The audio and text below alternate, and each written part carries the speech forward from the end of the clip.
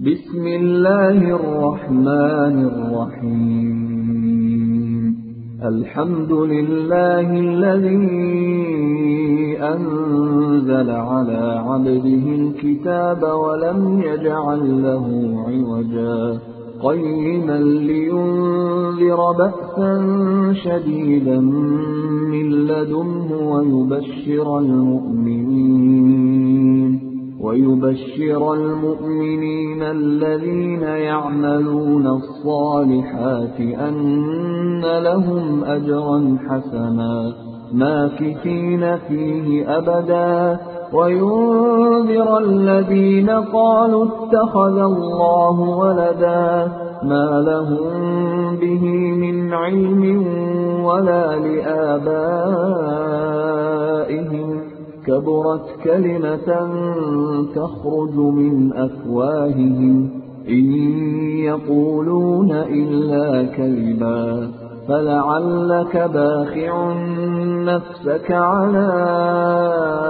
آثارهم إن لم يؤمنوا بهذا الحديث أسفا إنا جعلنا ما على الأرض زينة لها لنبلوهم أيهم أحسن عملا وإنا لجاعلون ما عليها صعيدا جرزا أم حسبت أن أصحاب الكهف والرقيم كانوا من آياتنا عجبا إذ أوى الفتية إلى الكهف فقالوا ربنا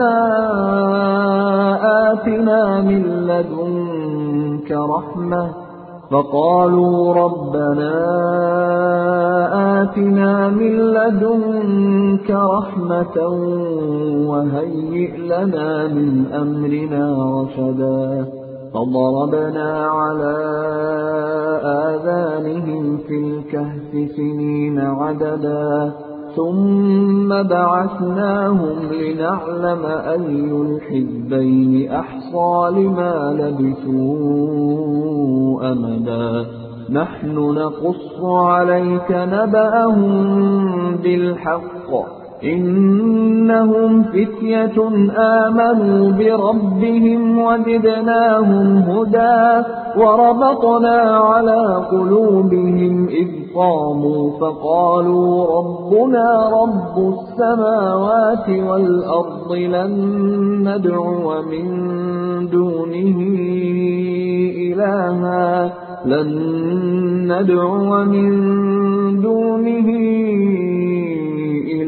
لقد قلنا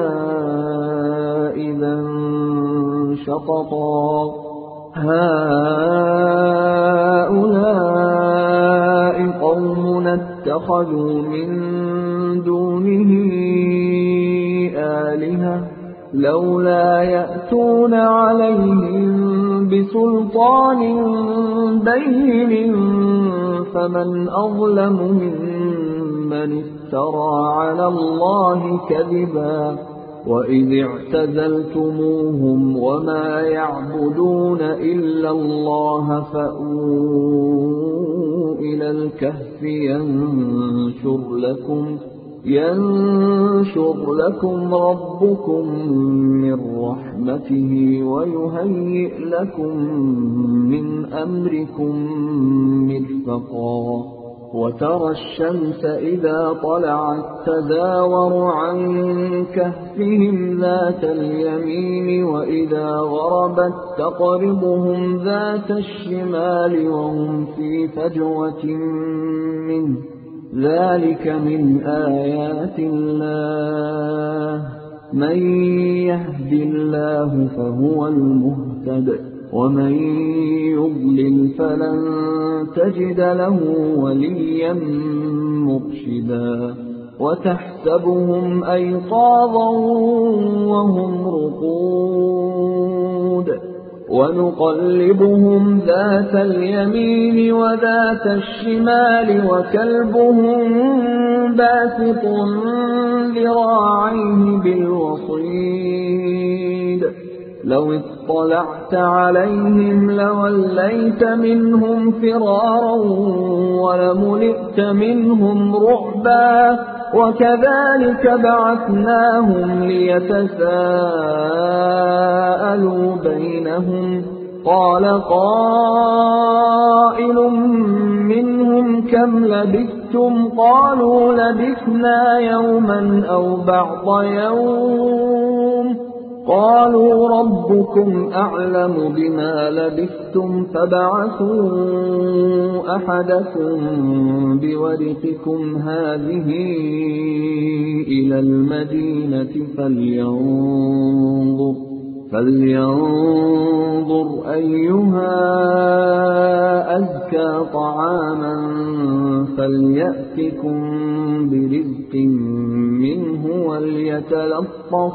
وليتلطف ولا يشعرن بكم أحدا إنهم إن يظهروا عليكم يرجموكم أو يعيدوكم في ملتهم ولن تفلحوا إذا أبدا وكذلك أعثرنا عليهم ليعلموا أن وعد الله حق وأن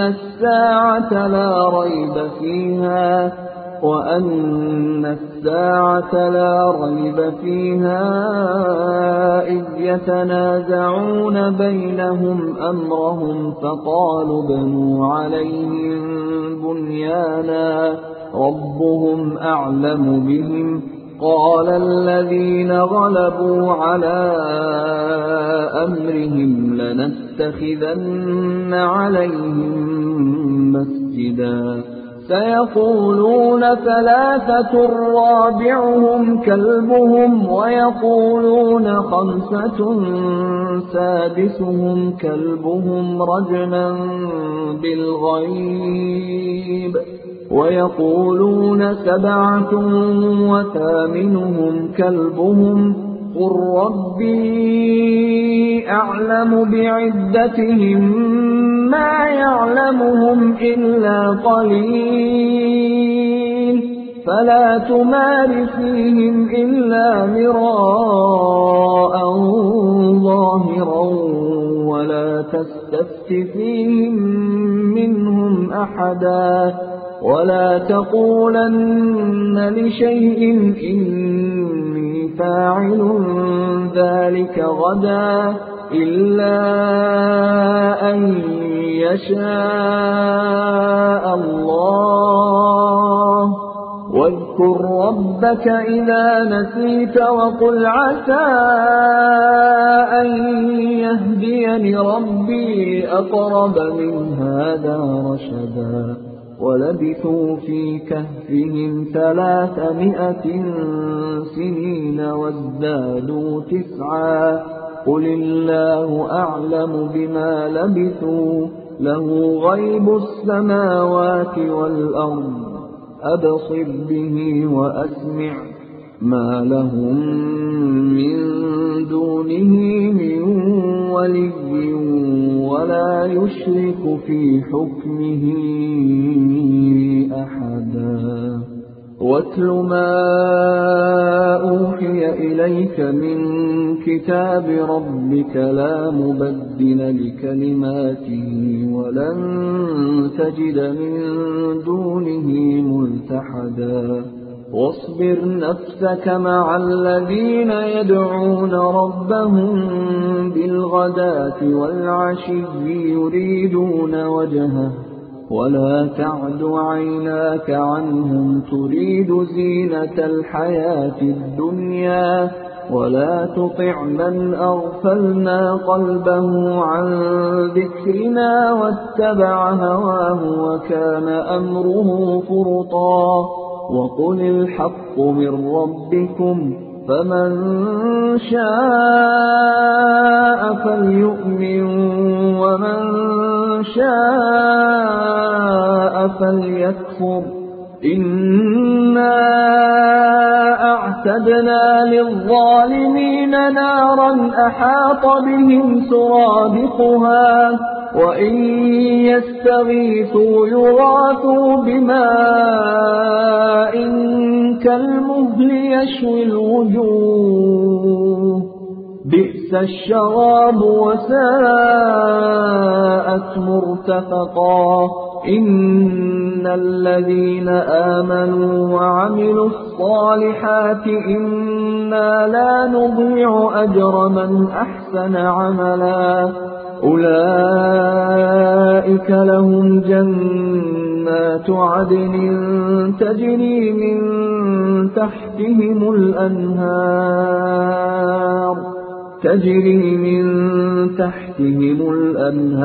يحلون فيها من أساور من ذهب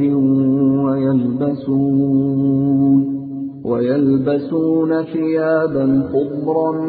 من سندس واستبرق متكئين فيها على الأرائك نعم الثواب وحسنت مرتفقا واضرب لهم مثلا الرجلين جعلنا لأحدهما جنتين من أعناب وحففناهما بنخل وجعلنا بينهما زرعا كلتا الجنتين آتت أكلها ولم تظلم منه شيئا وفجرنا خلالهما نهرا وكان له ثمر فقال لصاحبه وهو يحاوره أنا أكثر منك مالا وأعز نفرا ودخل جنته وهو ظالم لنفسه قال ما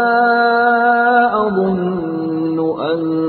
تبيد هذه أبدا وما أظن الساعة قائمة ولئن رددت إلى ربي لأجدن خيرا منها منقلبا قال له صاحبه وهو يحاوره أكفرت بالذي خلقك من تراب ثم من نطفة ثم سواك رجلا لكن هو الله ربي ولا أشرك بربي أحدا ولولا إذ دخلت جنتك قلت ما شاء الله لا قوة إلا بالله إن ترني أنا أقل منك مالا وولدا فعسى ربي أن يؤتيني خيرا من جنتك ويرسل عليها حسبانا من السماء فتصبح صعيدا زلقا أو يصبح ماؤها غورا فلن تستطيع له طلبا وأحيط بثمره فأصبح يقلب كفيه على ما أنفق فيها وهي خاوية على عروشها ويقول يا ليتني لم أشرك بربي أحدا ولم تكن له فئة ينصرونه من دون الله وما كان منتصرا هنالك الولاية لله الحق هو خير ثوابا وخير عقبا واضرب لهم مثل الحياة الدنيا كماء أنزلناه من السماء فاختلط به نبات الأرض فأصبح هشيما تذروه الرياح وكان الله على كل شيء مقتدرا. المال والبنون زينة الحياة الدنيا والباقيات الصالحات خير عند ربك ثوابا وخير أملا. ويوم نسير الجبال وترى الأرض بارزة وحشرناهم فلم نغادر منهم أحدا وعرضوا على ربك صفا لقد جئتمونا كما خلقناكم أول مرة بل زعمتم أن لن نجعل لكم موعدا. ووضع الكتاب فترى المجرمين مشفقين مما فيه ويقولون يا ويلتنا ما لهذا الكتاب لا يغادر صغيرة ولا كبيرة إلا أحصاها ووجدوا ما عملوا حاضرا ولا يظلم ربك أحدا. وإذ قلنا للملائكة اسجدوا لآدم فسجدوا إلا إبليس كان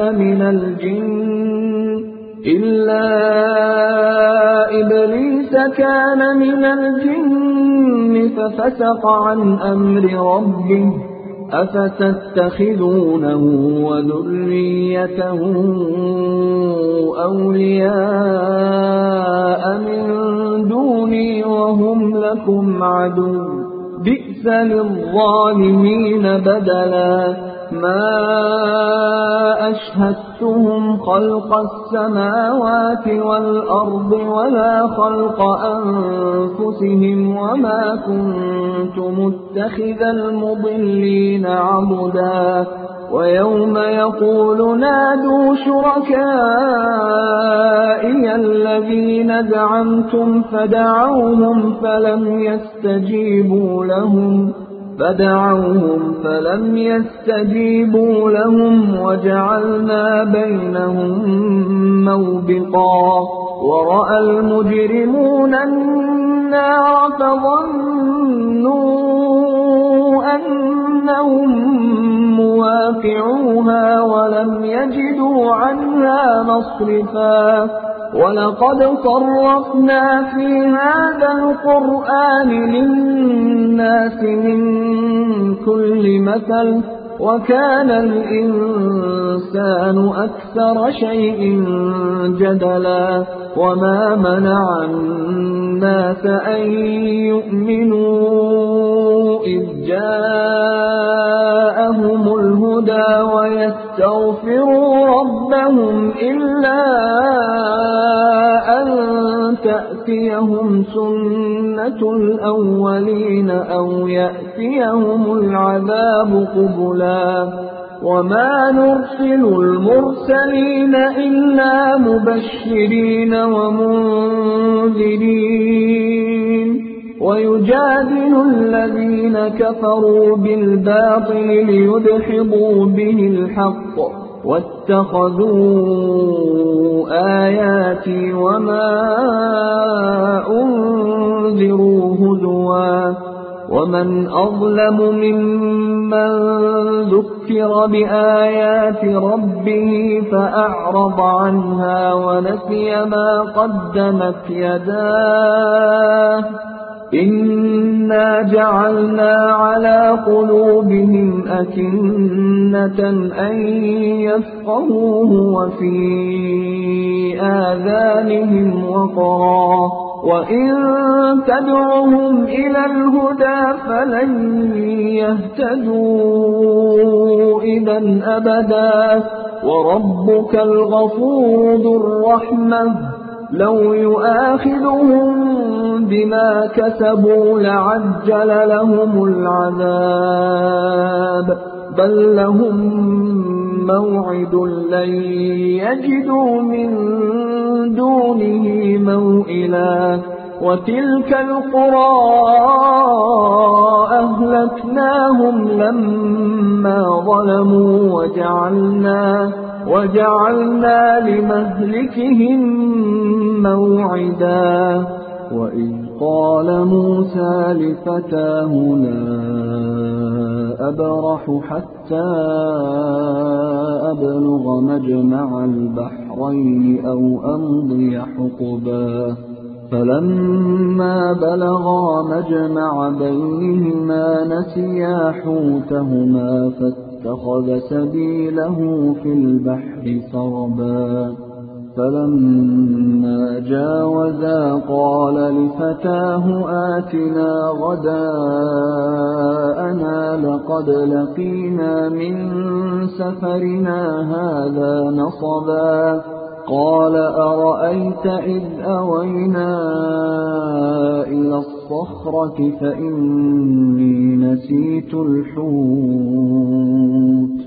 فإني نسيت الحوت وما أنسانيه إلا الشيطان أن أذكره واتخذ سبيله في البحر عجبا قال ذلك ما كنا نبغي فارتدا على آثارهما قصصا فوجدا عبدا من عبادنا آتيناه رحمة من عندنا وعلمناه من لدنا علما قال له موسى هل أتبعك على أن تعلمني مما علمت رشدا قال إنك لن تستطيع معي صبرا وكيف تصبر على ما لم تحط به خبرا قال ستجدني إن شاء الله صابرا ولا أعصي لك أمرا قال فإن اتبعتني فلا تسألني عن شيء حتى أحدث لك منه ذكرا فانطلقا حتى إذا ركبا في السفينة خرقها قال أخرقتها لتغرق أهلها لقد جئت شيئا إمرا قال ألم أقل إنك لن تستطيع معي صبرا قال لا تؤاخذني بما نسيت ولا ترهقني من أمري عسرا فانطلقا حتى إذا لقيا غلاما فقتله قال أقتلت نفسا زكية بغير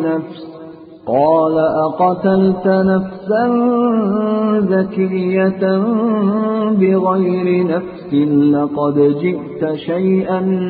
نكرا قال ألم أقل لك إنك لن تستطيع معي صبرا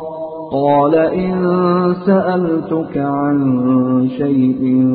بعدها فلا تصاحبني قد بلغت من لدني عذرا فانطلقا حتى إذا يا أهل قرية استطعما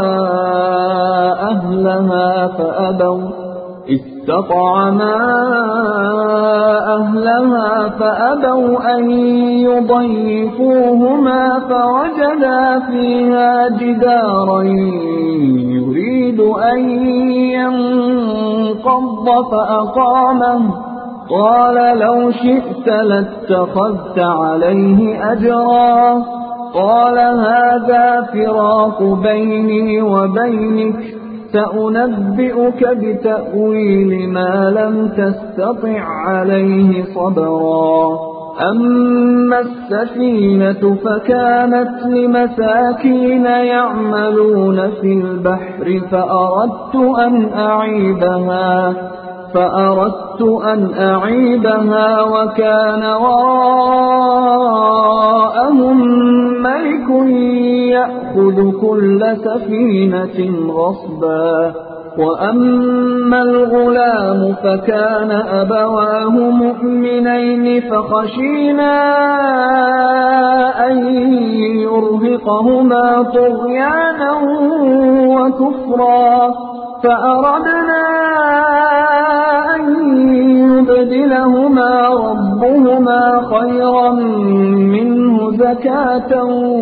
وأقرب رحما وأما الجدار فكان لغلامين يتيمين في المدينة وكان تحته كنز لهما وكان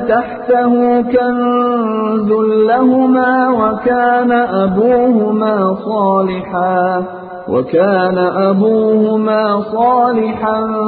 فأراد ربك أن يبلغا أشدهما ويستخرجا كنزهما رحمة من ربك وما فعلته عن أمري ذلك تأويل ما لم تستطع عليه صبرا ويسألونك عن ذي القرنين قل سأتلو عليكم منه ذكرا إنا مكنا له في الأرض وآتيناه من كل شيء سببا فأتبع سببا حتى إذا بلغ مغرب الشمس وجدها تغرب في عين حمئة ووجد عندها قوما قلنا يا ذا القرنين إما أن تعذب وإما أن تتخذ فيهم حسنا قال أما من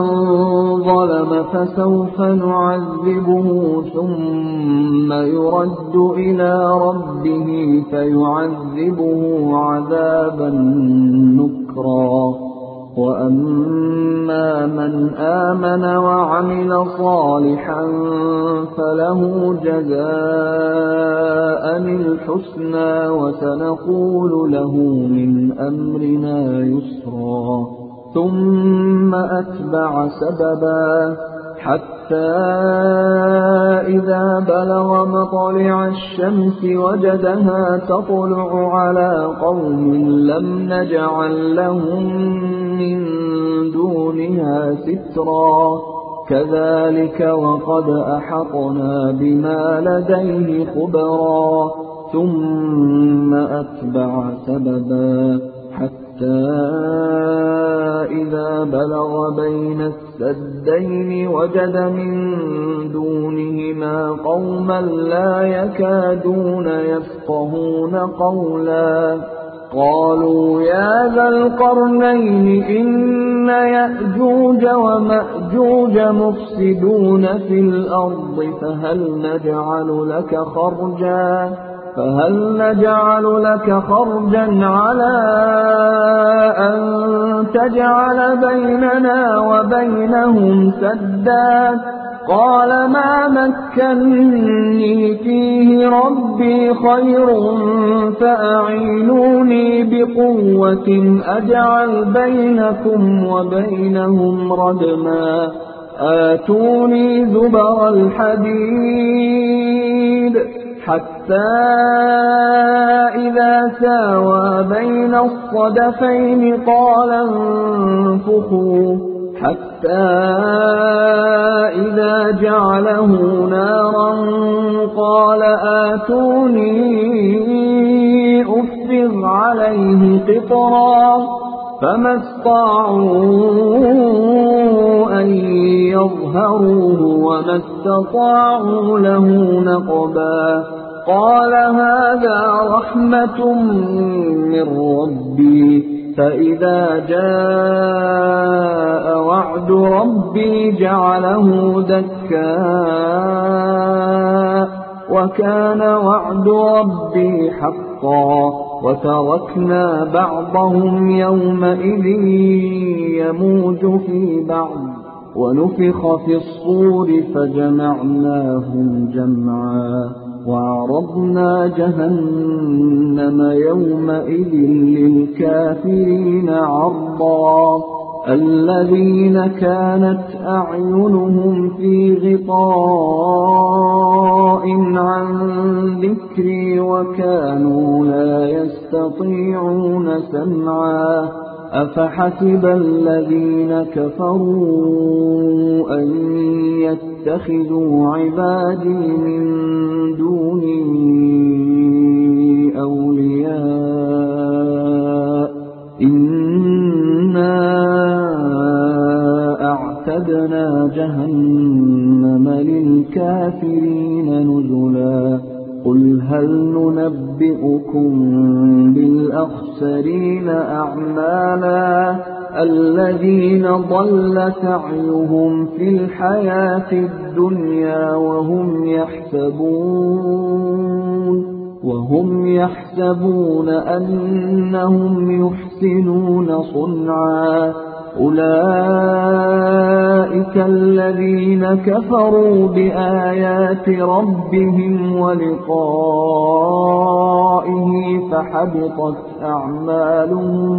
فحبطت أعمالهم فلا نقيم لهم يوم القيامة وزنا ذلك جزاؤهم جهنم بما كفروا واتخذوا آياتي ورسلي هزوا إن الذين آمنوا وعملوا الصالحات كانت لهم جنات الفردوس نزلا خالدين فيها لا يبغون عنها حولا قل لو كان البحر مدادا لكلمات ربي لنفد البحر قبل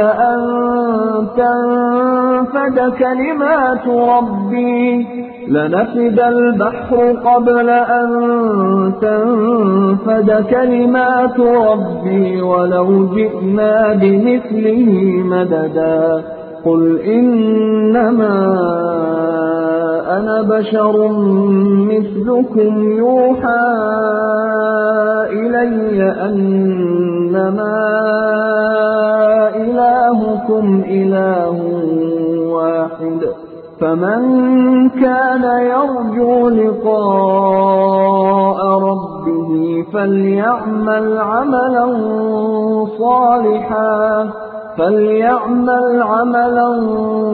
صالحا ولا يشرك بعبادة ربه أحدا.